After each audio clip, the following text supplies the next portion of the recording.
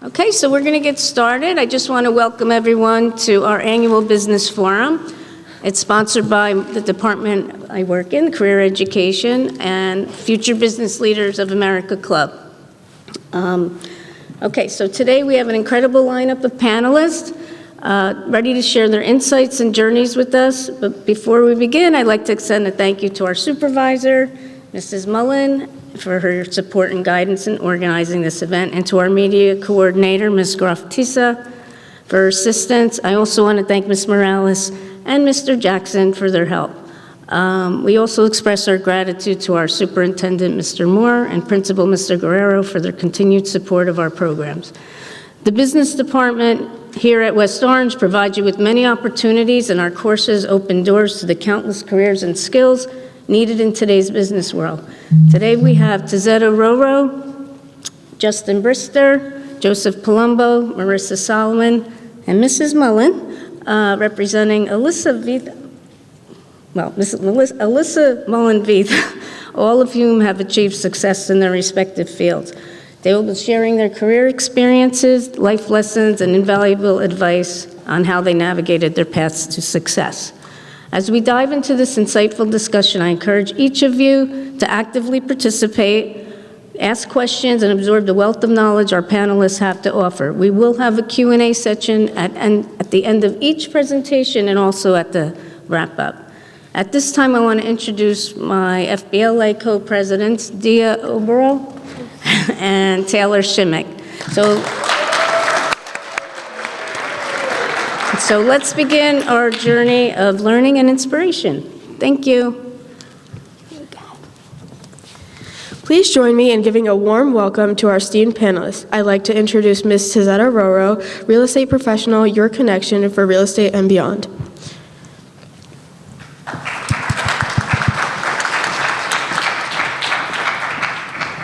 Thank you. Can you all hear me? Good morning. I know it's early, y'all. Good morning.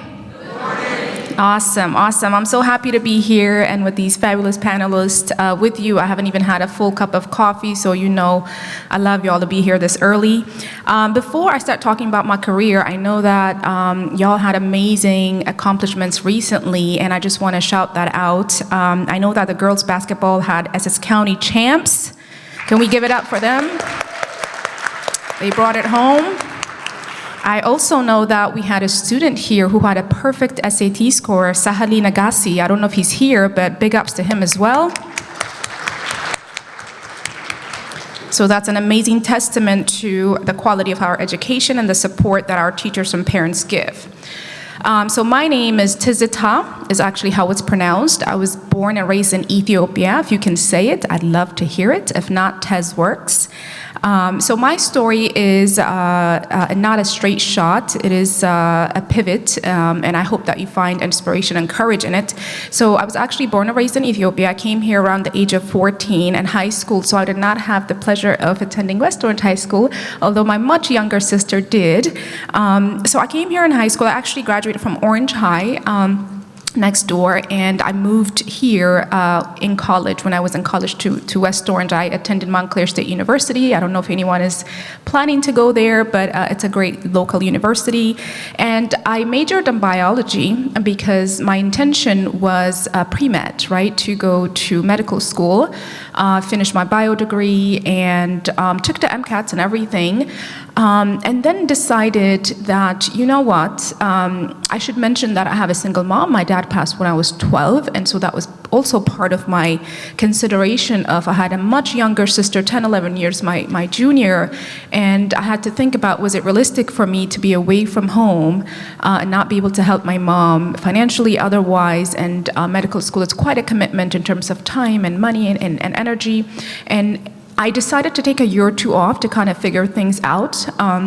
I've always worked, since high school and college, and every summer in high school, I've done internships, right? So I've done internships at the UMDNJ in Newark, the one in Cherry Hill, I believe, just to figure out where within medicine I might fit. And that was really helpful for me because I learned that while I loved medicine, I did not love the research part. I did not love being in the lab, with the same group of people. I needed a change of pace. So I knew that while I appreciated medicine and I understood the importance of research in order to apply and heal people, that was not me, and that was a win. It's good to know what part of your industry you're not interested in, right? So I knew I was interested more in the practical application, but again, I wasn't willing at the time to give the time, energy, and money needed. And so I started working in corporate, and then I wanted to do an advanced degree. My mom is a teacher too, y'all. So as soon as I finished college, she was in my ear about, when are you going to go for your master's, right? But I knew I needed to do something that wouldn't necessarily box me into a very specific, narrow industry. So back then, 2008 or so, MBA was pretty popular, Master's in Business Administration, right? So I started talking to different people that had earned that degree to see, why they did it and how it had helped them in their career. And I realized that it's a degree that I can take in any industry, really. It is business, after all, right? An advanced business degree. So at that point, I decided to take my MBA, and the company I worked for paid for it. Which is something that I think you all should be thinking about, is especially if you want to go for an advanced degree, being strategic about which companies you align yourself with, and paying attention to the benefits they offer, because that was amazing not to have a loan for my master's. So I worked at a company, Verizon, for 12 years, over 6 roles, and I like to say I grew up there, right? I literally started working when I was a junior in college, and it became a career. It was great. I learned a lot. I became a parent. I got married. I bought a home. I literally grew up there, and it worked well until it didn't. And this is another important lesson of sometimes we go into careers or we have degrees wanting to do one thing. It serves us well for a certain amount of time. It's really important to notice when it doesn't serve us anymore and know that we have the power to pivot, right? And that's why I wanted to get an advanced degree that would allow me to pivot and not box me into something else.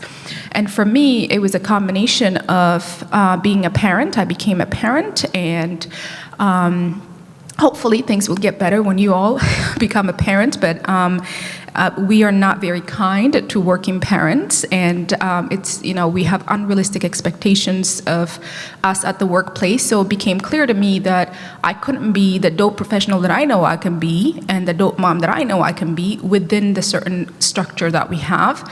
So I decided to think about a different model of life. About 10 years ago, we bought a home. And it was my first home. And as an immigrant, right, my mom rented, didn't own a home, didn't really have around me people that owned homes or really explained the process. It was the biggest purchase, I made at that point. And as going through the process, I'm very nervous. This is a long-term commitment, and I'm a researcher. I like to read and risk mitigate, ask questions. And I just kept feeling like there has to be a better process to this. Like, I can't just be looking at a home and signing a contract that would, commit me to a long-term. I need education. I need consultation. I need risk mitigation. I need someone kind of holding me every step of the way. So that experience, I never thought I would be, a salesperson or work, kind of leave a quote-unquote stable corporate career for commission-only income. Yet the seed had been planted that, hey, I need a different model of life that allows me to be a present and active parent in my kids' lives, and really do business the way that I want to, with ethics and with diplomacy and with education. And so when I went through my experience, that was the light bulb moment of, hey, I think I can do this. And by the way, I can do it much better than what I'm seeing being done currently. And so I literally closed on my home in June, and in August, I was in pre-licensing courses, right? And finished that year and started practicing the following year. So that was my journey. It was not something I've always wanted to do. It was just part of an experience that I went through. And the fact that I already had this mindset of I want to do something different, and then having gone through an experience and being mindful of what type of representation, what type of experience I would have like to have, especially for immigrants, right, who may not totally understand the process or have the benefit of someone else who has done it before. I felt like I can fill that gap. So that was, my journey in a nutshell. The qualifications to become a real estate agent. So there's 2 licenses. There's an agent license and there's a broker license, right? So the qualification to become an agent is quite accessible, actually. You don't need a college degree. That's, I guess, the good news. You need about 70 hours of education. You need to pass the school test, and you need to pass the state test. I recently saw data that about 50% of people who take it the first time pass. It's a lot of information thrown at you, and it's one of those things that it's still not enough to prepare you to actually practice in the real world, because you are representing people's homes, lives, investments, hundreds of thousands of dollars worth of investment. It's really one of those things where you get the bare minimum to qualify to practice, but you really need, a mentor or someone to kind of hold you until you feel quite confident in representing people. So the good news is, if you decide to get a license after 18, you can. If you decide, after getting a college degree or some other career and want this to be your second career like me, you can, right? That's the bonus. The challenging parts are, it is very competitive. You probably know multiple real estate agents or realtors in your community. So one needs to work really hard to be different and to add value, right? And the other degree, the next level of certification you can get is the broker's license. So the broker's license, you need to be a full-time practitioner as an agent for 3 years. And then there's additional, it's about twice as much education that you need to get. And then you take the test again and things like that. And so that's sort of the highest level you can get. From there, that opens up other doors for you. So I also have an instructor's license, so I can teach the people coming into the business or needing to renew their licenses. You can manage an office at some point if you don't want to sell anymore. You can open your own brokerage if you choose. So those are the qualifications. Let's see. So, one of the questions here is, has the economy affected your company or the business? So real estate is a cyclical business, right? Every 7 years or so, the market tends to go up and down, yet it is one of the investments, generally speaking, that is overall appreciates and is somewhat safe. And I think owning a home gives families a sense of stability and a sense of belonging, and we're not worried about, if the rent goes up or if the owner decides to sell. And there's just a sense of pride, too, in ownership. And I think a lot of us, again, particularly in the immigrant communities, are not empowered. I didn't think I could own a home, honestly. I'm like, even though my master's was paid for, I still had student loans for my bachelor's. I'm like, am I going to be able to pay that off? I don't know how to go about this. I don't want to commit to a 30-year mortgage. All these limiting beliefs. No one really stays in their home for 30 years. It's a 30-year mortgage, so it's affordable, but people usually sell their homes every 7 to 10 years, right? A lot of your parents, when you graduate, are probably going to want to sell their home and downsize, right? Because they're own the home and are paying taxes so that you get to have access to this education, but they don't need to do that anymore once you, if you decide to go to college, for example. So that's usually when people decide to sell. It is a challenging market in that, every day you get up and you have to continue to have relationships and generate business. It's not you don't get a paycheck every 2 weeks, right? It is a business. It's not a job. It's a business. You run it yourself. You're accountable to yourself every day, waking up, staying motivated. The last 2 years have been particularly challenging in our market. You may have heard in the news interest rates are going up, or there's not enough inventory, meaning there's not enough homes on the market to meet the buyer's demand. So that makes it really challenging to represent buyers, because these are buyers who work hard, who have great income, have saved up, have great credit, and yet they're still having a hard time competing in the market, right? And it's very frustrating for them and for us as well, as we represent them. And we have to continually keep them encouraged, if their offer are not getting accepted. So it requires an immense amount of resilience, emotional intelligence, and ambition to keep going. So in a nutshell, this is sort of my journey. It has not been a straight line, quite the opposite. There's been a few pivots, and that's okay. I think it's okay for you to go out and say, this is what I want to do, but at the same time, say that, you know what, at some point it doesn't serve me anymore, and I'm going to change. Within the real estate space, there are also different I primarily practice within what's called a residential, meaning helping families buy and sell, although I practice some commercial as well within, retail store space. But there's a ton of other ways you can take it. You can do commercial, stores, buildings, retail industry, churches, schools, right? There's a whole other aspect to real estate as well. And there's also a lot of specialized certifications you can take. Again, you constantly have to make sure that you are the obvious choice because there's a lot of competition. So there are certifications you can get to represent buyers on a high level. There are certifications you can get to represent sellers on a high level, to represent seniors on a high level, because that's a whole different demographic. There's a lot of memory in the home. You're often dealing with multi-generational decision making, right? You can get certifications to work in the luxury space. So there's military people, for example. There's all these niches, short sales that you can go to. So that's in a nutshell sort of, how I got into it, what my journey has been, and hopefully that's been helpful. I'm happy to take questions if there are any.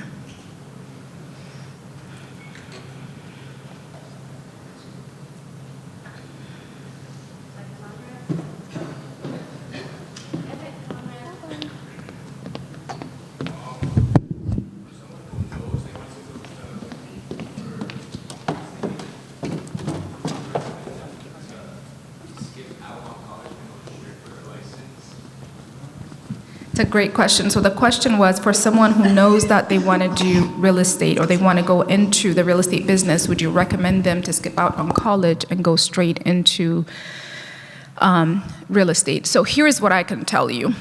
While I did not necessarily need the college degree or even the advanced degree to be able to call myself a real estate agent, I can tell you that one of the differentiators for me in the marketplace is just that I didn't just go get a 70-hour license. I had a whole career before this. I have an advanced degree. I've been in the corporate world. I know how to run a business. I've worked at, big corporations, and that is a differentiating market for me, right? Especially when I'm working with people who are in that demographic. So I think there's something to be said for that. I also think that I have 2 kids, and the older one is 12, and I've been thinking a lot about, especially as someone whose mom is a teacher and who's got an advanced degree and kind of followed that expected path of college, work at a company, what path would I offer to my kids? And I think, I don't know that it's either this or that. I think it's all the options. So I would say consider sort of where you would want to go, in-state, out-of-state, cost, right? Like that's a real factor, unfortunately, in this time is the cost of going to college. And there's also the experience, quite honestly. I mean, a lot of parents tell me, when their kids go to college, even the first semester, the first year, and come back, they're completely different people, the sense of independence and maturity and things like that. So there's benefits that you get as an individual growth, even outside of just the degree, right? So that's a long way of saying if you have the option, right, in terms of finances and support from family to go to college, I would definitely encourage you to do that. However, if that's not somehow accessible to you, then this is definitely a valuable option. Does that help? Okay. What other questions do you have?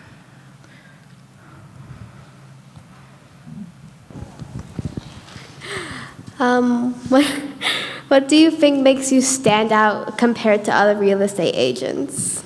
So I think it's just what I said is, I lean heavily into the experience that I've had prior to becoming one.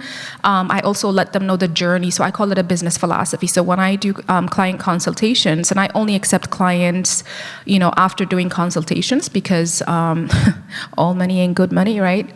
I need to know who I want to work with and if I want to represent them, if we want to work together. I let them know how I got into the business, which is my journey, which is very genuine and true. And so it's not just something, I'm going in for commissions. very hard to earn commissions these days. I let them know this is why I got in, so that's why it's important to me that I sit down and educate you on the process before we even start working together. I let them know if they're parents, I lean into my parenthood journey. So authenticity is huge in this business, huge, because not everyone has a positive connotation to real estate or realtors necessarily. And so people have to, in business, I'm sure my panelists here will also tell you, they have to know, like, and trust you to do business with you, right? So the knowing is the branding. They might see an ad, someone might refer you. The liking is when they get to know you. The trust factor is, here is why I'm doing this, right? I too, I'm a parent. I understand school system is important to you. And these are, how I research those systems. And so I lean into my authenticity and kind of the different hats that I wear. And I let them know, listen, your best interest is what's important to me. At any point, if you feel like I don't have your best interest, I'm pretty good at reading energy too. That's when we have to have a conversation and see if it still makes sense to work together. But yeah, for me, it's not so much about kind of talking about other people in a competitive sense. It's more so talking about my journey, how I got into it. Hope that answers your question. What else? Did you have a question? Did I see your hand up? Blue jacket? No? Okay. Sure.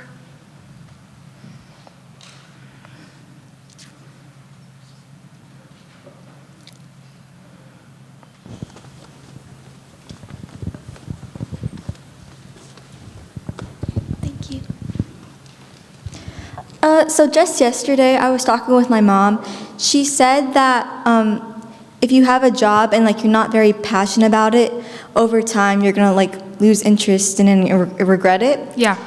And you said before that you had an interest in science, and obviously being a real estate agent is kind of contrasting to that. So does it do you have any regrets about it at all? Does it satisfy everything that you want? So I heard everything except the last part. Did I ever what? Regret, is that it? Yeah. Oh, not going through the science path? Yeah. No. So I will say that's a very good question. So because a lot of people, including my teachers and church and a parent believed in me becoming a physician and a doctor, and I don't think honestly it's a lack of being able to do it. I think somehow, even at college age, I somehow had the wisdom that if I were going to become a physician, was I gonna like the lifestyle that I had to make? Essentially, yes, I would have the doctor name. Yes, I would have make the money, but would I like the demand on my lifestyle, right? And I come from a culture where family is big and a village is big, right?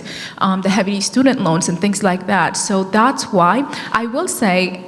There were some people who did not know that I made a pivot into the business world and gotten that. And so if they ran into me, say at a supermarket or church, they used to literally call me Dr. Roro, right? So while they believed in me, there was a bit of a pressure and almost disappointing them that I didn't follow that route. It was tough for a couple years, even though I believed in it. Everyone else they just knew I was going to become a doctor. So it took some time to kind of have a conversation with them and say why this is the good path for me. I will tell you, I have physician clients. And so to the question about what differentiates you, that's part of what I talk about is oh, you know what? I have a bio degree. I took the MCATs and this is the path. And they tell me, and hopefully this is not going to offend anyone, they said, Tej, you made the right choice. It was a good call to make that pivot, right? Because medicine is not what it used to be, and unfortunately, a lot of our physicians are frustrated with, insurance and systems and things like that, and some of them are unfortunately losing their passion to practice. So, yes, there were a couple of years where it was tough to explain to people why I decided to go a different route. I do not regret it a single bit. I know it was the right decision for me, and even from, not just from medicine to business, but from the corporate world, making this jump, that was another time when I had to explain to people. They're like, you have an advanced degree and you're leaving a six-figure corporate secure job to do this, right? And I had to do hey, this is what works for me right now, right? Yeah. If you want to support me, that's great. If not, I really don't appreciate, because they're talking their limiting beliefs on you. Yeah, that's what they're comfortable with. They mean well, but it's not helpful comment. And so that's why your why is really important as to why you're making these changes. right? Like why? Because it will get tough. The going will get tough. The market will get tough. It'll be some really hard projects I work on where at the very end, for something I had nothing to do with, will fall apart. That's when you go back and hold on to your why of, is it still worth it? And the answer is yes, because the last 7 or 8 years of practice, I have not missed a single thing that my kids did. And I don't know that a lot of parents can say that. That is a win. That is my measure of success. Okay, thank you. Does anybody else have any questions?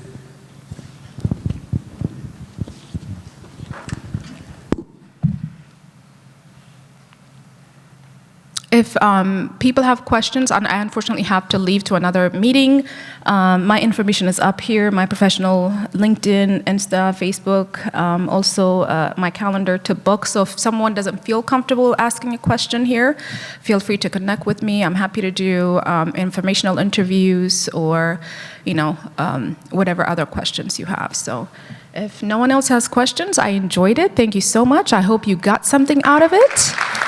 I appreciate you all. Thank you, Ms. Roro. Now I'd like to introduce from the class of 2025, Justin Brister, founder and CEO of Grace Garden. Good morning, everyone. My name is Justin Brister, and my business is called Grace Garden.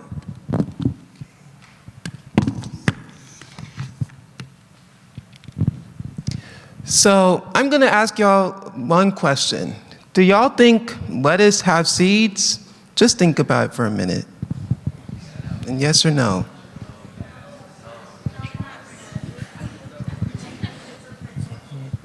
Well, yes, lettuce does have seeds. So one lettuce seed can produce a big bushy plant, and then you get a lot of lettuce. And then later on, it grows one tall flower stalk that then produces hundreds of seeds. Now, if you plant all of those seeds, that's enough to feed a whole neighborhood. So, with that being said, welcome to Grace Garden. So as you can see, this picture right here, Thank you, I really appreciate that. So this picture right here, this is a picture of my garden, and I want to just give a huge shout out to my mom and my brother. Thank you for supporting me. And this is, let's get close to my mom. I don't need a microphone. So these are actually my mom's real hands, and she helped design the logo.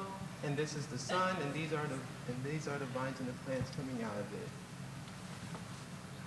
So what is Grace Garden? Well, Grace Garden is like my home business, and I myself grow many different fruits, vegetables, and herbs, and I harvest them myself. And it's not just for me and my family. Throughout the year, I also do farmers markets where I sell produce at more cost-efficient and affordable prices, and I give people tours of my garden where I share knowledge of how to grow and take care of different plants. So, why did I name it Grace Garden, like of all names? Well, let me tell you my story. So, every time me and my family get our food and we sit down together, we always say grace and we bless the food. So yeah, as I was saying, I believe God provides all the abundant foods that come straight through the earth. And when we pick them and we just put it on our plates and through His grace, and from His grace and we say our grace, that's where I came up with the name as a place of peace and happiness.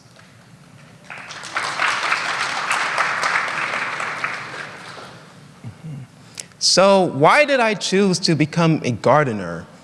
Well, when I do gardening, I find it extremely enjoyable, and there's like so many benefits of growing your own food. And like I find that the quality, and the taste, it just tastes so much better, and you get way more out of it. and you save a lot of money. And I just want to share my knowledge with more people and help them experience the benefits like I do. So here, these are like my recent farmers market sales. So these are examples of my prices. So these are all pictures from my garden from what I harvested. So for tomatoes, I would sell them like at regular size for $1 and like large tomatoes for $2 because for my business, I make it more affordable to people and not make it too expensive. And for produce like potatoes and herbs, I would do it like more for less. So for example, I would do like regular potatoes for 2 for $1, as well as sweet potatoes for 2 for $1. And the third image, this is a kale plant, so you get a lot of kale from one seed. And I would sell for this and the herbs, I would sell them I would cut them on demand and I place them in a bag and I would sell it for like $3 per bag. In this case with the kale, I have it set for 3 stems. So how do I prepare for all of this? So I've been gardening now for 3 years, and I would say throughout my experiences, I grow my crops in different weather conditions. Like there would be times where there's crops that can handle like cool temperatures, and I also do a lot of research of how to grow and take care of them. But I would say out of all those years of experience, I would say the most important one is trial and error. But if I'm being honest, it was a lot of error. But I learned through this because this picture right here, this is a fennel plant, and that's how it actually grows. And one time this past November, there was a heavy frost and it sadly killed the plant. Now, as upsetting that was, I also learned from it because that's how I learned how all plants, they can't handle like temperatures that are either too hot or that are too cold. Like plants need different environments to grow well. And I don't just grow my produce outside, I also grow them inside in the grow tent, which you see on the bottom right here, and I also grow them in a small greenhouse. So, where does Grace Garden go in the future? Well, in addition to farmers markets, I also plan on offering services and to help build gardens inside homes and apartments because you don't need to have a big space to grow a big garden. And that's a key thing to remember. And I also plan on having my own store and build gardens for the community. And I think this is really important, especially in this time right now, because given the economy, like the inflation of produce, like you see it's really high now, and the food quality is often like really questionable. So I believe that there's now really at this time a need for people to grow their own food and become sustainable. So these are also more pictures of my recent harvest. So this is cantaloupe, and that's what it looks like on the vine. And once I picked it, it was really, really big. And once I cut it open, it was absolutely gorgeous, and it was so delicious, it was gone in 3 days. And one thing that I gotta say, like with growing your own food, like for example, the butternut squash, this was all one plant. So when you cut open a butternut squash and you see all those seeds, you do not need to plant a lot of seeds to get that many fruits, because this all came from one tiny squash seed. And they were all really big, and most of them actually weighed almost 4 pounds, it weighs more than what you see in the grocery stores. And here's more pictures of my harvest. And I would say for herbs, if you're gonna start out gardening, definitely plant herbs because I think that's like one of the easiest and fastest crops to grow, because this is what a parsley plant looks like from one seed. And you see how it grows really, really bushy, because that's how all herbs grow. And I also, these are the amounts I picked, and I also picked way more than that because once you pick, the cool thing about that is when you keep picking the leaves and stems, it keeps growing much bigger and faster. So with all that parsley, I made some pesto, and it was absolutely delicious. And I also grew a lot of carrots, and I picked a lot of those as well. And also, I also grown iceberg lettuce. That's what the plant looks like. And it was my first time growing it, so I was really, really happy once I picked it, and that's what the head actually really looks like. And I also grow a lot of strawberries. And with the carrots and the lettuce and the strawberries, that equals a healthy and delicious salad. So, in the future, I also plan on having a YouTube channel where I give like tutorials of also how to start a garden and how to grow different produce, and online and in-person workshops, because I gotta say for me, I'm more of a hands-on learner. And one thing I like about gardening is I like the hands-on experience. So I like how I'm planning on doing online and in-person workshops, and as I teach people how to start their own gardens and work in the soil.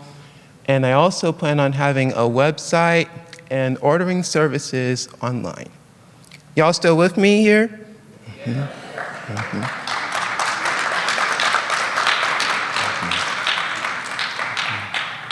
So, if y'all want to keep in touch, and if you guys plan on starting a garden, my email is gracegardenNJ@gmail.com.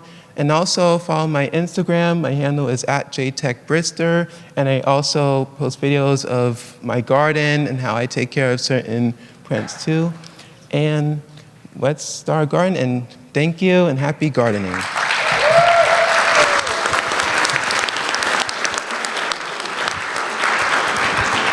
Does anyone have any questions for Justin? Connor.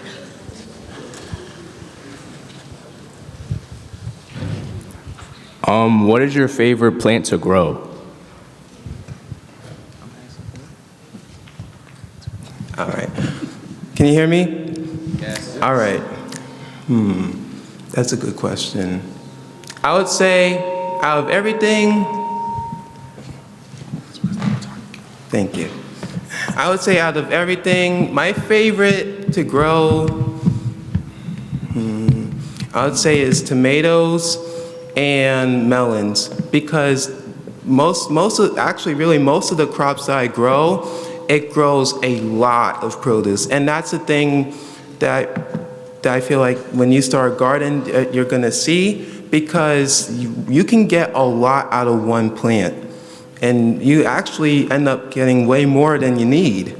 So that's how you also save a lot of money. But I would say, really a lot of them, I don't really have a top favorite, but I would say tomatoes, they're like, you grow a lot, you get a lot of tomatoes.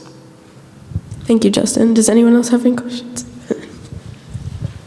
How do you think gardening has impacted your life? I think how gardening has impacted my life, well, when I look at my garden, it's just something about it that just makes it so relaxing. I can't really think of any scientific thing. It's just I can go outside there, and even when I'm having bad days, and it's just a stress reliever. It's very therapeutic. And throughout my life, I've had a lot of challenges, and when I grow my own food and just see how nature just does its thing, it's just that, I would say that's like really big for me, and it just really, really helps. Thank you. I see a couple questions over here.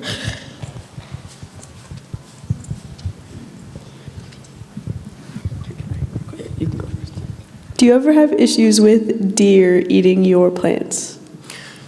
Not deer, not yet, but we do have a groundhog. Yes. So I'm not even joking. Yeah. But how I usually do my business, I do non-GMO, and I never use any pesticides. I never do any of that stuff. So what I usually do, I would make my own natural pest repellent, and I would use neem oil, and I would just spray it on the leaves, and it's not toxic at all. And I would say that has so far has helped the groundhogs to be kept away. But one little thing I'll tell you is, once the fruit ripens on the vine, you might want to pick it as soon as possible. I'm gonna just say that, and you can take that from there. How did you go about expanding your business, and how would you compare the price of buying like seeds for plants versus how much you get out of it and how much you can sell? That's a good question. So when I first started gardening, I would purchase some plants from stores like Home Depot and different garden nurseries, but most of the time I would also purchase a lot of seeds, and I would plant those. But sometimes purchasing seed packets, they're not always like reliable, and what I mean by that is sometimes you may open the seed packet and the seeds do not sprout. So, but when you do get ones that do, especially this time now, I plan on leaving some crops to grow and they flower, so that way I could save more seeds for myself too, to plant. I would say for expanding my business, when I first started, I only had like in my backyard, because my backyard is really small, I only had like this side only, and I would plant some of those in there. But then in my like sophomore year, I was able to clear out some space in my lawn, on my lawn in my backyard, and plant those too. I plan on I don't have it completely planned out yet, but I do plan on expanding where I get more space to grow even more fruits and vegetables. Thank you. Does anyone else? Okay.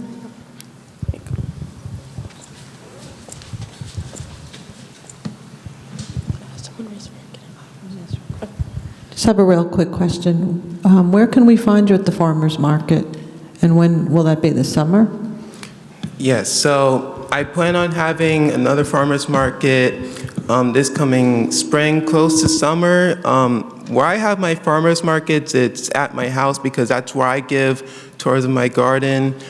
So I'm definitely going to send out more details about that. And for those who email me about asking about it, I will definitely send you details about it.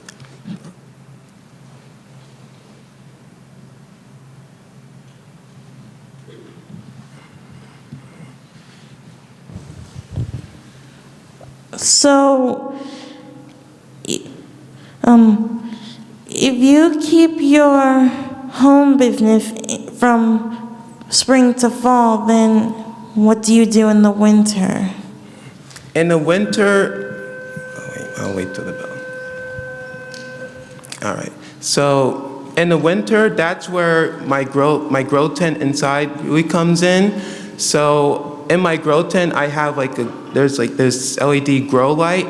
So I would also plant crops in there, and they would be able to grow in that environment. And you can also grow plants next to a window as well. If you have a window that gets a lot of sunlight, you can still have a decent garden inside too. You don't have to just grow them outside. And especially during the winter time, it's not like because it's winter, oh, I have to wait till spring again. And for me, it's definitely like I do not want to wait that long. So I find there are crops that do many crops that do really well inside that you're able to grow too. Hope that answers your question. Okay. Anyone else have a question?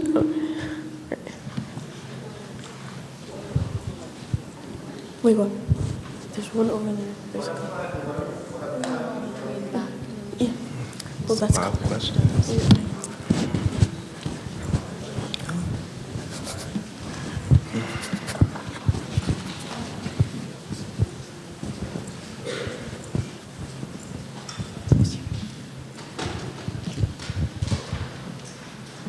Hello. So, how did you know that you wanted to turn gardening into a job? Like, I know you said that it's relaxing for you, but like I could do gardening and like do it as a hobby, but how do I know like I want it as a job or like a business? So, I wasn't always interested in gardening. It wasn't until like towards the end of my freshman year where I started having an interest. And it was literally like my dad came up to me. It's like, remember when you said you wanted to start a garden? I was like, no. And once I started, I didn't know what I was doing, but then it eventually led to my passion, because that was when I felt, you know what, this is something that I really want to do in my life. Because I used to be interested in technology, and that actually lasted through a long time. But once I found gardening in my first year, I was absolutely shocked how the crops turned out and how it grows. And I just kept taking care of it, and eventually it just led to my passion, which is for gardening. And that's something that I want to do for the rest of my life. Thank you.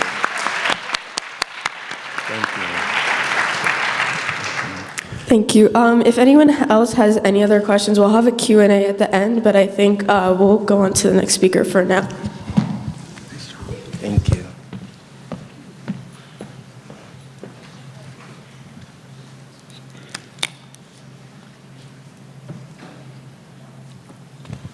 Good morning. I'm Joe Palumbo. We'll do this a little different. We're doing okay on time, I assume, but interrupt me as we go. Raise your hand if you have questions, just to keep this moving. And if you have questions, just raise your hand. I'll send the runners around, and we'll be glad to answer as we go.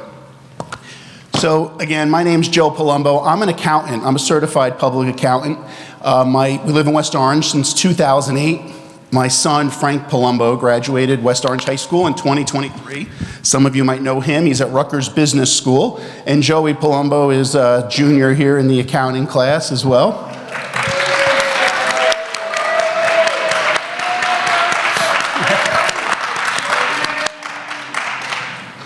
Wow, Joey.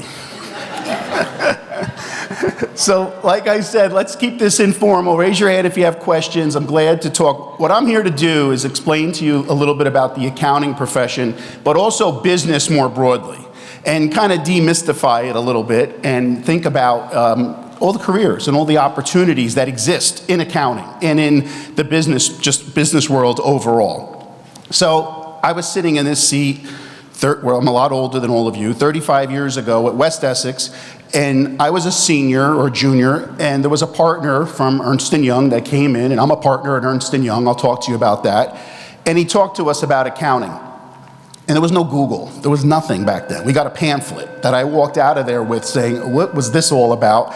There was no way to research it. I had no idea what it was besides this pamphlet, which I read and said, oh, this is interesting. And I was taking accounting in high school, and I liked it. So it basically got me into really thinking about, is this a career I might be interested in? So that's where it all started. I was in high school, and I was taking an accounting class, and the rest was from there. I was involved in FBLA, which I know this is sponsored by FBLA. I think the young ladies were shocked that we had FBLA in 1990. Yes, we did. And I took accounting, as I mentioned. I took business. Take as many of the business classes as you can in high school. They're fantastic classes to take. It really gives you a basis, even if you're not going to go in, to business, just a good background to have. So in high school, I played high school sports. I was involved, as I mentioned, in FBLA, also student government. When I left West Essex, I went to Rutgers, and I graduated Rutgers Business School in 1995.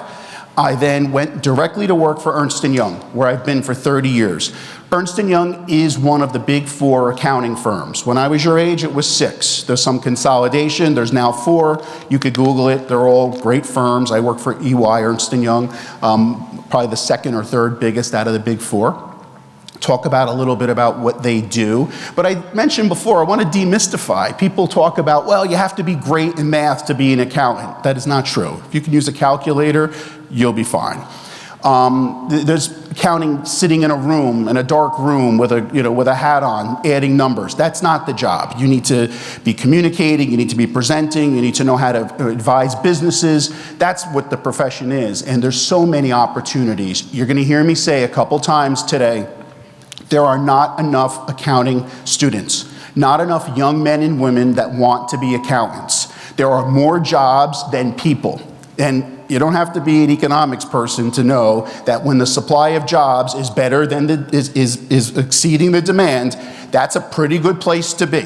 When you're graduating, if you choose to go to college, that's a pretty good place to be. I'm also teaching at Fairleigh Dickinson the accounting 101 class that you guys have an opportunity to take here at West Orange High School, and I'm telling them the exact same thing. Great opportunities. So we'll talk a little bit more about that. When I graduated Rutgers, went right to Ernst & Young. Ernst & Young paid for me to get my MBA at Columbia University. You do not need an MBA to be an accountant.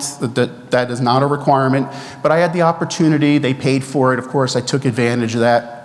And I'm also a certified public accountant since 1998. And you'll hear people talk about that test. Yeah, it's a little long, it's kind of big, but it's like being in high school or college. If you study, you'll pass, you'll be fine, and you'll do very, very well with it. So that's a little bit about my background. My family, the generation before me, was the first generation that went to college. And it was just my parents and one of my uncles. All of them had gone into education.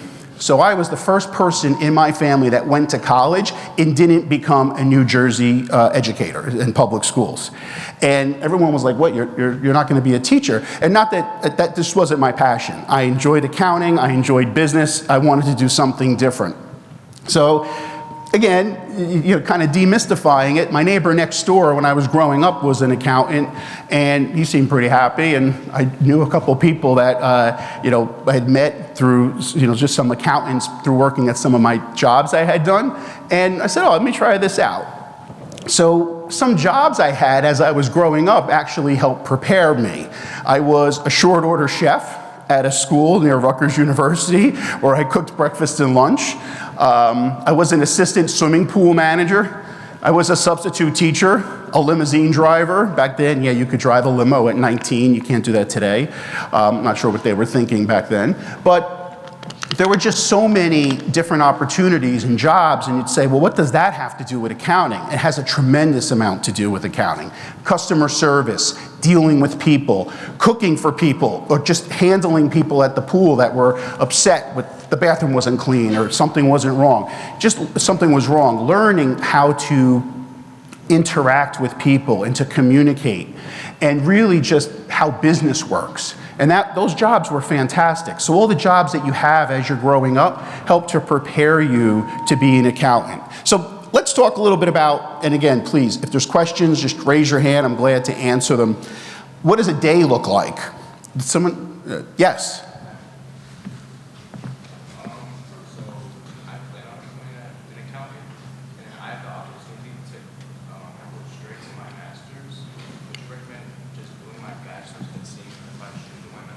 Very good question. The question is, person has an opportunity to be an accountant, 4-year degree, Bachelor of Accounting, Bachelor of Science, that's what I have. You can go right for your master's. This is something I wanted to touch on. Right now in the state of New Jersey, to be a certified public accountant, there is a requirement to have 150 credit hours. It is in New York and New Jersey. Anybody have any thoughts on what that might be doing for the number of students interested in accounting? Do you think it's increasing? Yeah, exactly. It's decreasing the number of students. It needs to go. It is not the official position of EY, or it's my position. That doesn't make a lot of sense.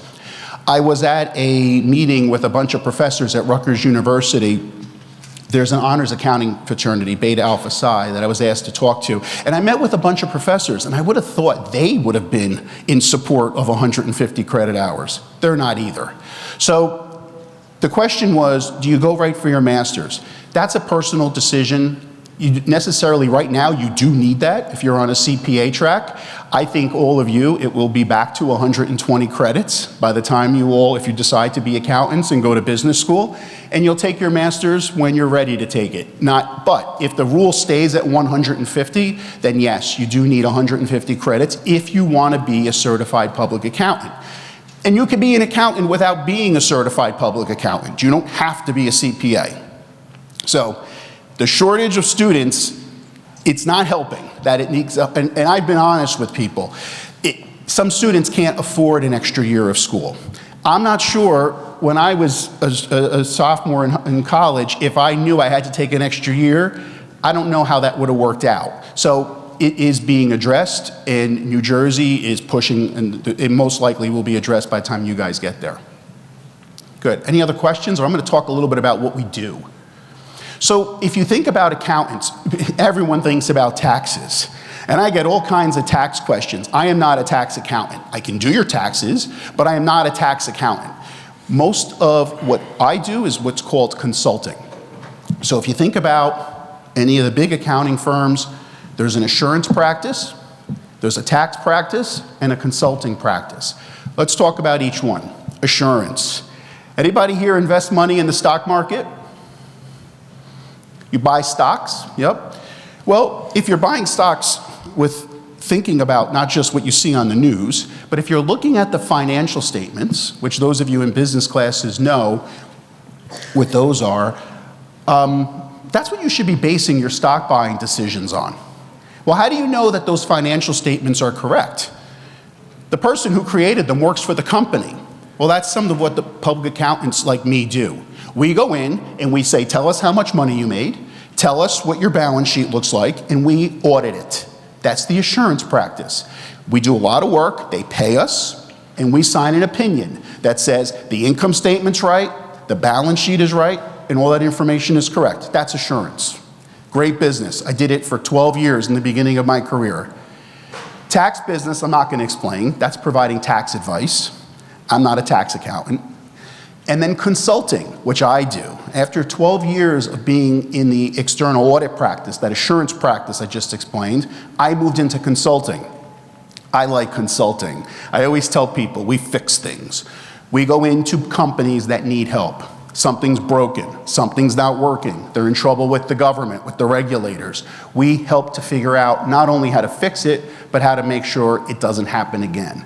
And, you know, everything I'm talking about in consulting, you should be saying, well, it doesn't sound like you need a lot of math for that. No, but you need to understand technology, information, data, and you'll see as you go through your business classes, if you choose to do that, you're going to take a lot of that at school. But not a lot of mathematics. You know, again, you could utilize your calculator for most of what you'd have to do. So I'm going to pause. Any questions? Because I just talked a lot about kind of what the services at an accounting firm are. And again, most of what I do is consulting. I go into companies and my head is always working. I could be sitting at the McDonald's and I'm watching what's going on behind the counter and I'm like, oh, that could be done better. Oh, that could be done better. Or we're in a major US bank and they've got some issue with a regulator and pick a country out there, and how do we help them fix that? I saw a question. Yes.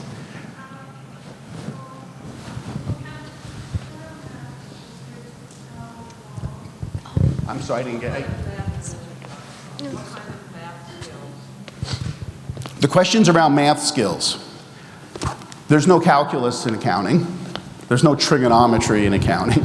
I think if you could get, you know, but you do have to take calculus in business school. And most places will, you know, you have to, if you're going to be an accounting major in most schools. But it's math. It's just simple math. It's addition, subtraction, multiplication, things that you would be able to do. And sometimes I like to explain it as it's more important to understand the information, the numbers. You might look at two sets of numbers and be able to just compare percentage changes, which again is simple math, but what does it tell you? That's what we get paid to do, to analyze the information and to advise businesses on how they can do things better. How might they make more money? How might they lower their tax bill? How might they be more efficient with their operations or lower their regulatory burden so that the federal government, the regulators aren't asking so many questions, helping them do that through, of course, a legal method. Good. Other questions? So just, I know I'm gonna cut in a couple minutes, but the takeaway here is if you're thinking about a business profession and you're enjoying your high school classes in business or accounting, keep researching. Keep thinking about the opportunities that exist.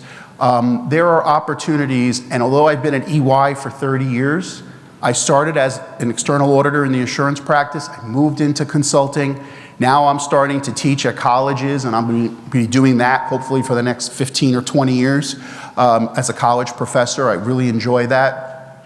I might open up a tax business again, possibly, and start doing individual tax returns again, because I've got that background. But what I hope you're hearing is there's a lot of options. There's a lot of opportunity. And for a young person, if you're interested in accounting, take a couple classes. When you're in business school, if you think you're going to be a marketing major or a finance major, take the accounting classes too. You're going to have to, and see if you like those. Just consider all the different paths. And those career fairs that all your schools will have, go to them. Go meet all the firms. Learn about the banks. Learn about the manufacturing companies. Pepsi, Coca-Cola, everyone has accountants. The banks, the accounting firms, the consulting firms, there's so much opportunity for young men and women that want to do this profession. Because again, there's just not enough people that are currently signing up for it. And I will say it's a rewarding career. It's a lot of work, and I think I wouldn't want to have anybody leave the room and not know that. I did miss some things over the years, and I do work a lot. Those of you that some of you know me, some of you know Joey. I'm always in my office. I work quite a bit. It's rewarding, but it is a demanding profession. But that optionality, and one of the questions around, does the economy impact your job? You need an accountant in good and bad times. It's no different than if something breaks in your house, you need to call the person that knows how to fix it. If something breaks in your business, you need to call the man or woman that knows how to fix it. And that's accounting. So it's very much, it doesn't move as much with the economy. The options are really broad, and the different things that you can do with an accounting profession. And just more broadly, even with just an overall business education, if that's of interest to you. Okay, I'll stop there. Any other questions? Yes.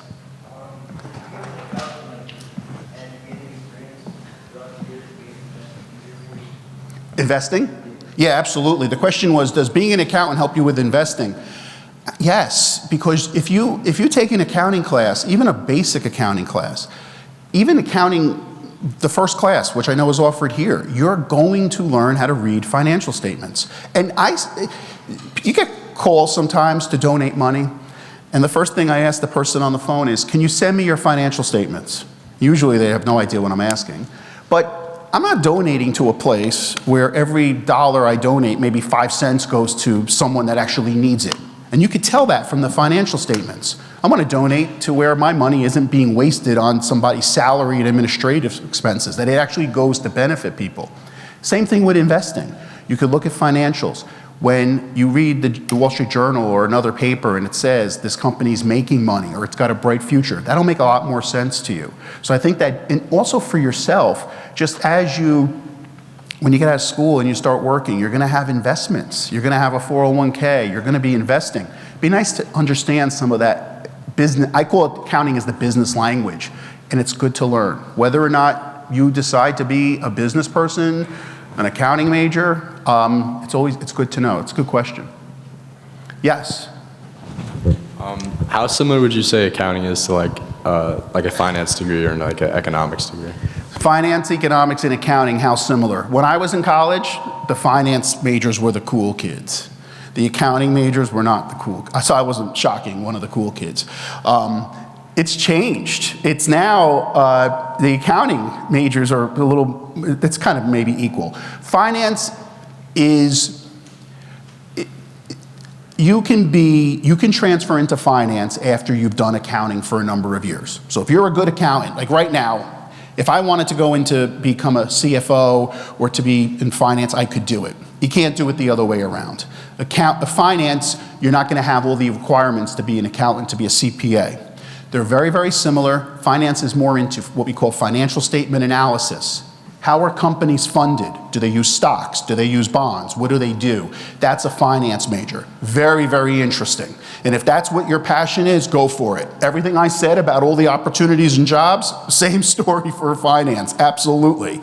But accounting, it's easier to go from from accounting to finance than vice versa. Take the intro classes. Almost every business school, if you choose to go to a business school in a college, you're going to see intro to finance, intro to marketing, intro to management, intro to accounting. You're going to have every intro class before they even ask you to pick a major. And picking it after all those classes, if you've taken all those, you don't lose any time. You're on track. So see it all and then decide what drives me. What do I want to do? And if you like accounting and you like these other professions, go to those career fairs and just see all that opportunity for young women and men that's out there. And don't let anybody tell you, you can do it. And it is in grasp. I was thinking the same thing 35 years ago, going, what is all this? You could go home and Google it all and learn a lot more than I'm going to tell you, and just see what the tremendous opportunity that's out there. Good. Any other questions? We have one more. Yes.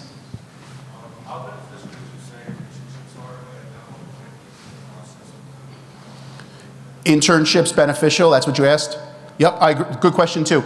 So, two things before I mention that. One, all the jobs you do that, I was substitute teacher, short order chef, and a swimming pool manager. They loved it. When will you be an intern? When can you get an internship? Well, a lot of times after your sophomore year in college, sometimes with the 150 credit hours, it's been after junior year. That's when it becomes very, very important. Frankie, my son who graduated West Orange High School in 2023, this is his last summer of working at the arcade on the Point Pleasant Beach boardwalk. Next year, junior year, I told him he's going to have an internship. So it's never too early, but I always tell students, don't get too stressed. It's important that you're working. It's important that you have a job. When I interview people, I'm interested in all those. You were the arcade manager. You were substitute teacher. Back then, I think I was substitute teacher with 60 college credits. I think you're still allowed to do that. But that was all of interest to the employer to know. Wow, look, you were cooking, bacon, egg, and cheese sandwiches and a short order chef. They wanted to see all those different experiences. All of it is good experience for you. Okay? Thank you. Thank you, Mr. Palumbo. Now I'd like to introduce Ms. Marissa Solomon, the founder and CEO of Travel Trunk. Good morning, everyone. Good morning. How are you guys doing this morning? It's good, it's good. I'm good, thank you. Ms. Hanson, are we good on time? Okay. So my name is Marissa Solomon, as the young ladies just said, and I'm founder and CEO of Travel Trunk. I also graduated from this very high school back in 2007. My journey didn't start there. I went to Washington School with my other siblings, and if I'm being honest, I was not the best student. I graduated West Orange High School with a 1.7 GPA, and yes, very bad. I got suspended more times than I'd like to admit. Yes, so I'm on the far right, standing next to my brother, cousin, and sister in front of Washington School. That was where this journey began for me. And like I said, very bad student. By show of hands, how many of you are Haitian or have Haitian parents? Okay, quite a few of you. So if your parents are anything like mine, you know that there are only 3 places you're allowed to go, and that is school, church, and home. So school for me was time for me to hang out with my friends. It was the only time we got together, so that was the time I used to hang out with my friends. I was not allowed to go to their house, nor were they allowed to come to mine. For my parents, this was a sure way to keep me focused on doing well in school.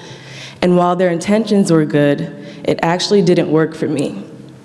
I was very defiant, late to all of my classes, got into fights with other students, and rarely ever finished my assignments.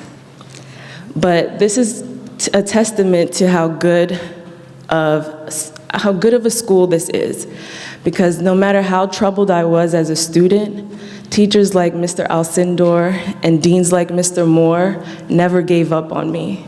They saw the best in me and continued to pour just positive energy into me.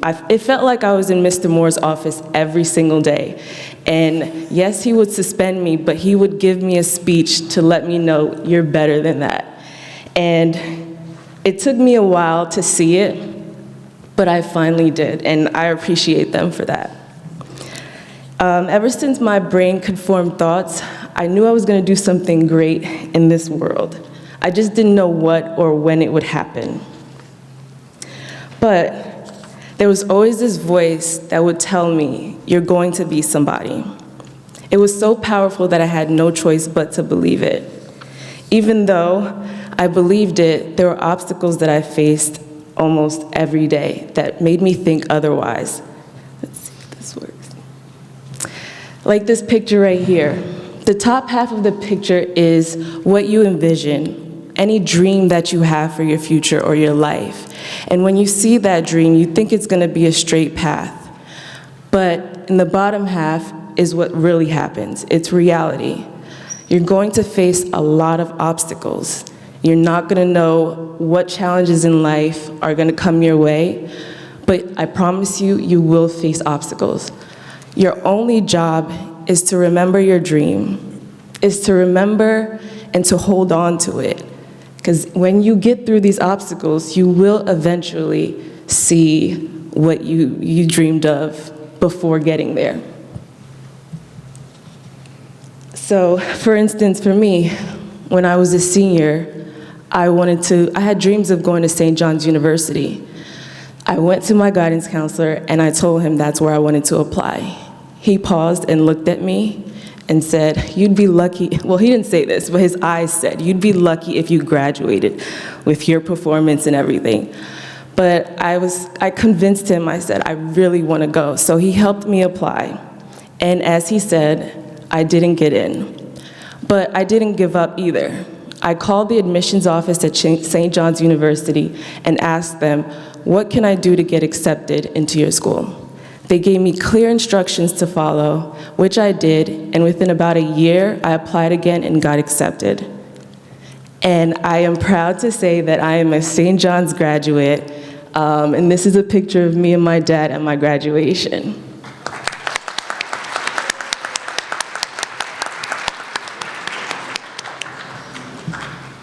This experience prepared me for more obstacles ahead. Okay. So while in college, I learned about the Walt Disney internship. And being that I was a student majoring in hospitality management, I was so excited for the opportunity. So I filled out the application and hit submit.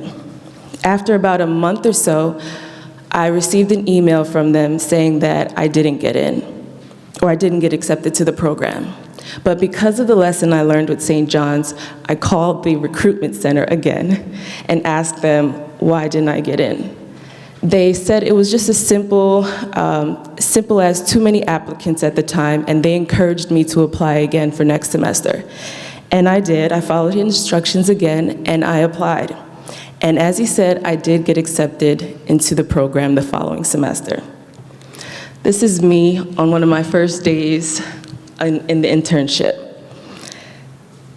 So to this day, the Walt Disney internship program remains on my resume because along with what you learn there, the name alone will make you a top candidate for any position that you apply going forward. It helped me land my first job right out of college as a server in the VIP clubs, lounges, and suites at Madison Square Garden. Working at the Garden was another significant dream for me. Coming from a family of sports fanatics, we were huge Knicks fans. So this job, combined with hospitality for me, there was no better marriage. My experience, however, felt capped. Just like me, people who work at the Garden love their jobs so much they never leave. So growth felt limited. This was around the time where I started working on Travel Trunk. And being that it was a tech startup, I felt like I needed to be in the tech capital of the world, which was Silicon Valley. So I moved to California, and with hopes of pursuing my startup, but quickly realized that due to the expensive rent out there, it's worse than New York, I needed a job. So all of my experience with hospitality, Walt Disney World, and Madison Square Garden made me a top candidate to work for the Golden State Warriors.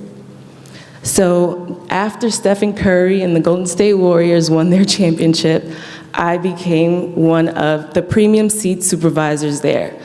I mean, this was the best job I've had in my entire life. To be able to go to the Golden State Warriors games every day and just work in that environment was just so inspiring. It felt like I was living a dream every single day. And I don't name these companies or tell you these stories to brag or anything. It's just that all of these experiences and moments in my life tied into what I do today. They start off as deep desires.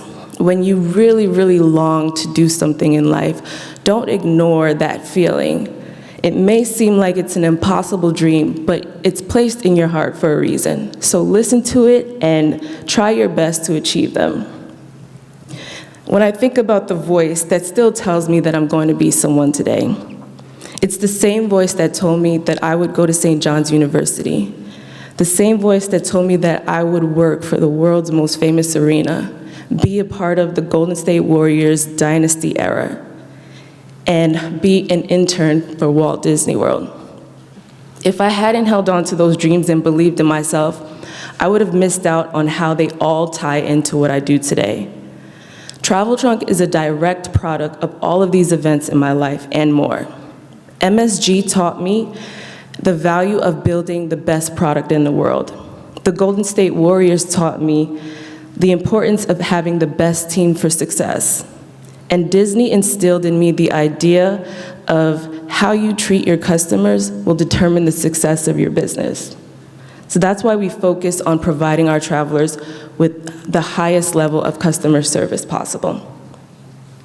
So with that, I'd like to introduce to you a video that I submitted for a pitch competition a couple of years ago, which captures the essence of what Travel Trunk is today. I'm Melissa, founder and CEO of Travel Trunk. Traveling had always been an aspiration of mine, but with a family of 7, my parents could only afford to take us so far. When I got old enough to travel with my friends, I quickly realized getting everyone together and on the same page was a lot harder than it had to be. So, with little to no resources, I created Travel Trunk, a mobile platform that enables co-travelers to pool their travel funds, seamlessly split the bill, and book luxury vacations.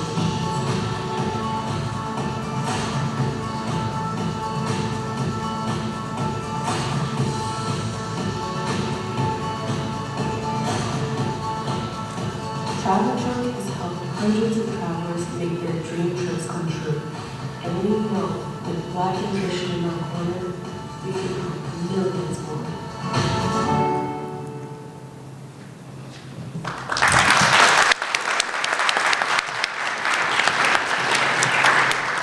Thank you. If I could leave you guys with 3 pieces of advice, the first would be to give yourself grace. Don't be too hard on yourself, but still take life seriously. The second would be to be very selective with the companies you choose to work for going forward. At this stage in your career, knowledge and experience is more valuable than money. And lastly, no matter what your life looks like now, your dreams are a foreshadowing of what it will be in the future. So hold on to them. Thank you.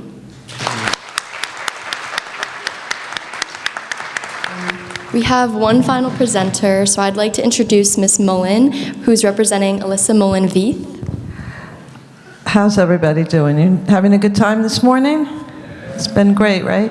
So I just wanted to share a little video that we put together. My daughter, Alyssa Mullen-Veith, works for Amazon currently, and she had a really interesting pathway to get there. She lives in Seattle, that's why she couldn't be here today. She started in the fashion industry, which you'll hear about in a moment, and now works in supply chain. And it's a really growing industry. I mean, they need people in the field. So I'm just going to show you a quick video that we put together about supply chain and about Alyssa's path. Meet Alyssa. Today, she works as a director of sourcing and product development at Amazon, where she oversees equipment and component procurement by developing long-term business strategies and building relationships with suppliers. In normal English, she's one of the people who ensure that everything in store truly sells everything and delivers it to your doorstep in 2 days or less. But her career didn't begin in Amazon's offices. As a high school student, Alyssa was a fledgling fashionista with a flair for all things fabulous. She worked retail at stores like Delia's and Urban Outfitters while taking relevant career ed classes at school and pursuing internships. Ever wonder where your job stacking shelves or managing inventory accounts might lead you? Think about it. The inventory management skills learned in your business tech class or retail job aren't just about keeping track of t-shirts at the mall. They're the foundation of a career that could have you coordinating shipments from Shanghai to Seattle, negotiating with manufacturers across 5 continents, or using AI to predict next season's hottest products before they even exist. Supply chain management just might be your ticket to a world-traveling career with serious growth potential. It was Alyssa's. Supply chain professionals are like the stage crew who help Broadway shows run smoothly. Without them, those limited edition sneakers you love would never make it from concept to your closet. And yes, I understand that senior sourcing manager doesn't sound as exciting as chief product designer or social media influencer, but hear me out. Remember that group project where you had to coordinate everyone's schedules, balance the workload, and make sure everything came together on time? That's supply chain management. But instead of earning a B+, you could be earning a 6-figure salary. The skills you can develop now translate directly to companies like Amazon, Nike, or Apple desperately need. Your experience tracking inventory? That's the foundation of logistics planning. That spreadsheet you created for the school store? Early database management. The time you reorganize the stockroom to be more efficient? That's process optimization. Many successful logistics coordinators and global sourcing managers started exactly where you are, learning the basics in high school classes and entry-level retail positions. So, how did Alyssa do it? During high school, she worked as a women's accessory sales associate at Urban Outfitters. She went on to attend the Fashion Institute of Technology, where she earned a Bachelor of Science degree with high honor majoring in fashion merchandising management. While in college, she continued to work at Urban Outfitters while also making time for a fashion office internship at Bloomingdale's, a major department store, and a showroom sales assistant position with Bailey Blue Clothing, a boutique designer. Once she graduated, Alyssa began working for the Jones Group as a product development assistant. Her responsibilities included supplier evaluation, vendor and supplier management, and cost engineering. In these roles, she further honed communication, math, and time and team management skills. These abilities transferred to future employers like Dress Barn and Voice Solutions, where Alyssa was tasked with locating raw materials, evaluating factory labor practices, gauging product quality, managing costs, and maintaining relationships with everybody from cotton growers and packaging companies. What did she actually do, though? A lot of travel, for one. Let's look at a trip as an example.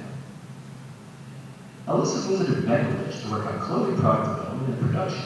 She toured plants where cotton is woven into thread, and thread into fabric. Manufacturing locations where fabrics are dyed, printed,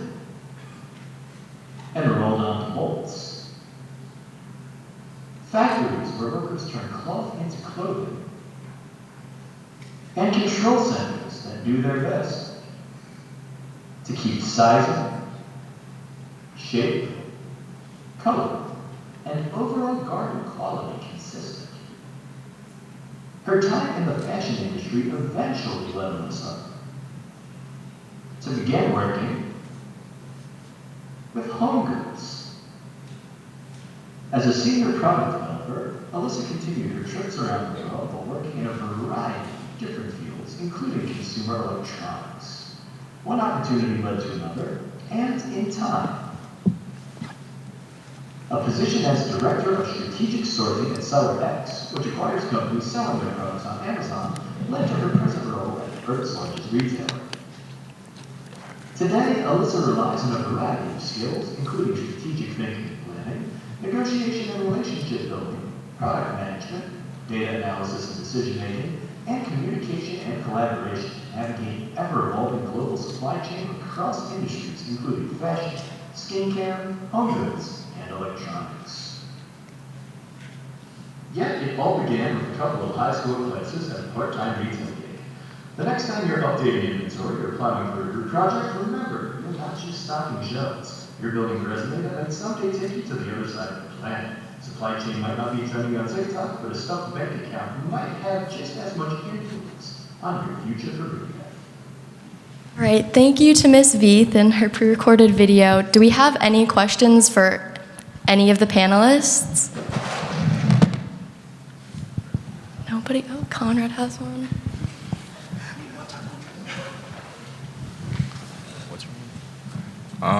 I have a question for Ms. Salomon. So, would your business be able to help us get a prom house at Seaside?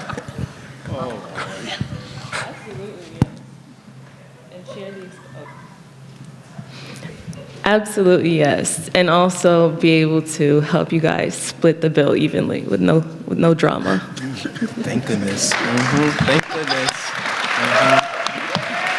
Thank goodness for that. Thank goodness. I know. We need to know Anybody that, though. else?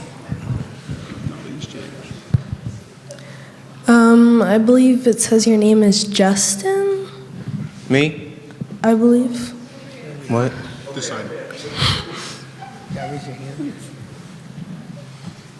I was gonna ask, how do I stop my plants from dying? I mean, that depends. If you see like the soil in your pot, like if it's like dry, you can also water even more. It varies depending on what the problem is. Are the leaves like on your plants like they're turning yellow or they're brown? They just I would say you could. I would say there's ways of depending on the type of plant it is, you can rehydrate it. Like if the soil is like really dry, or if the plant is like not just growing and it's growing really slow, maybe it needs some fertilizer. So sometimes there's stores where they sell organic fertilizers because all plants, just like us, we also need food to grow. So you can go to different nurseries to get different organic fertilizers and feed your plants, and hopefully that will help. And if it's not, you can definitely email me, and I can try and help you out the best way I can. Do we have any questions about their business administration or anything related to their education or careers?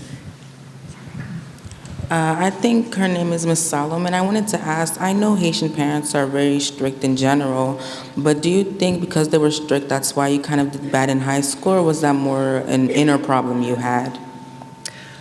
I don't think it was because of their strictness, because I now know that being defiant is part of my personality, because if someone tells me this is how you book a trip with a group, the defiant part in me says, well, why can't we do it this way?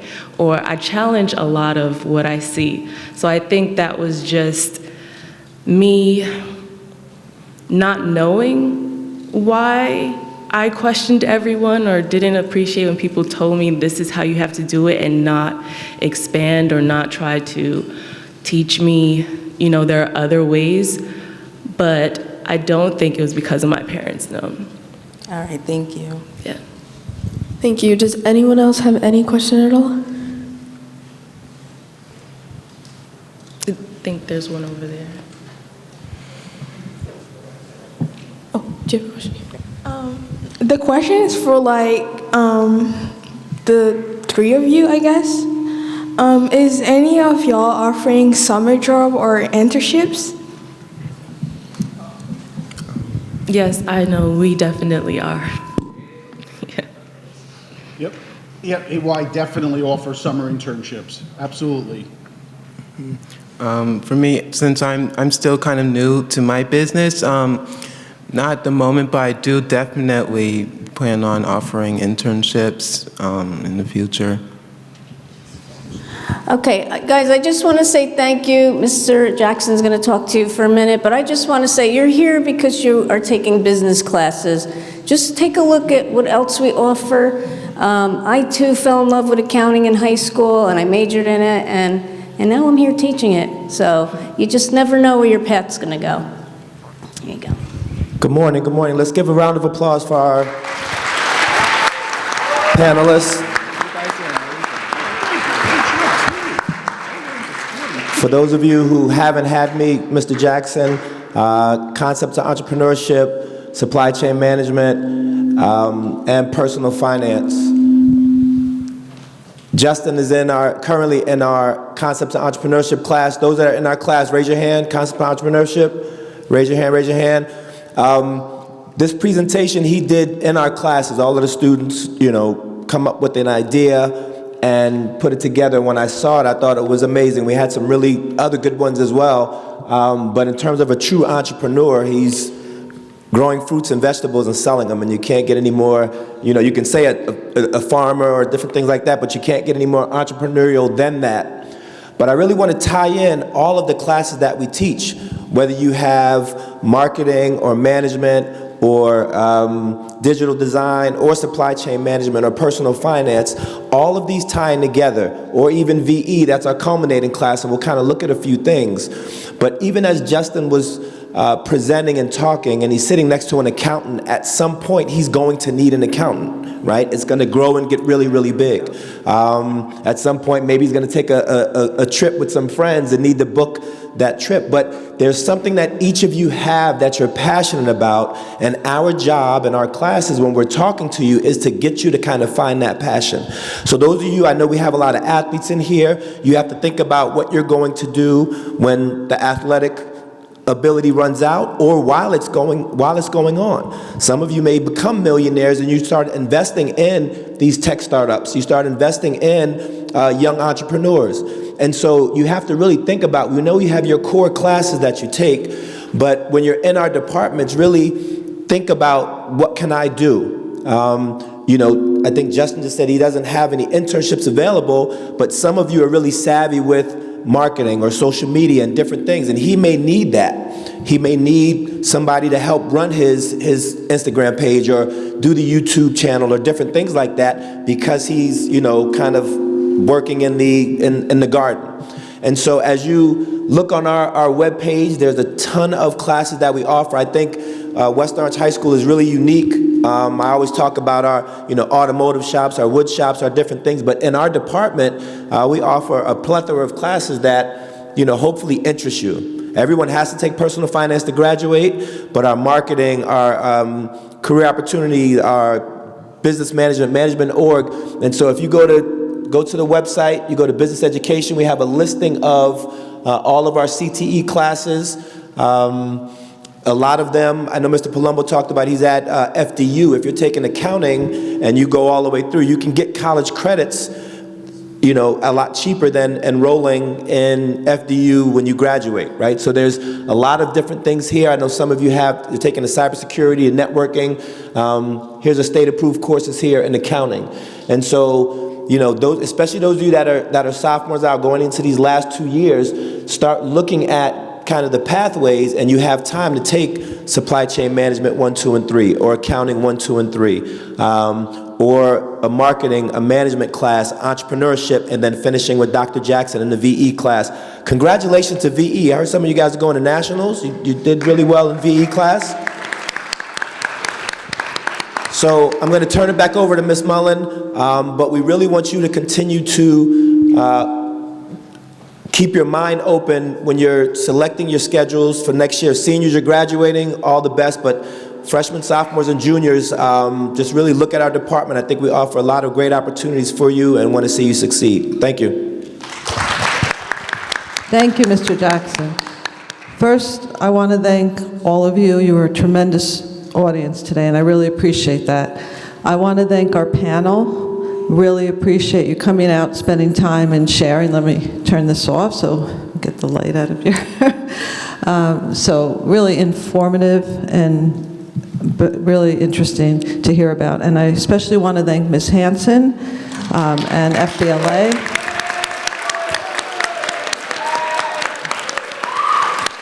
She's done a tremendous job with FBLA and the accounting programs and courses she teaches. And I'd like all of my career education staff that are here to stand up, please, for a moment. I see Ms. Morales, Mr. Jackson, Dr. Jackson in the back, Mr. Cowens. Not everybody's here, but I want to thank them because they are tremendous educators. It's been wonderful working with them all these years, and continue to look forward to offering all of you many great programs in the future. You saw the list of CTE programs. Those are scope and sequence of courses. It's not too late to go to your school counselor and adjust your schedule for next year if you heard about something today that makes you think, maybe I should look into the accounting program. Or maybe I should look into more business classes that I haven't taken or thought about taking. We do offer dual credit. Do you know what that means? So it means you get college and high school credit. Right, so it means it's dual, so while you're in high school, you're getting courses towards graduation, and then you're also getting credit for college at a much reduced rate. So we have that in many of our CTE programs, so I recommend you take a look at that too.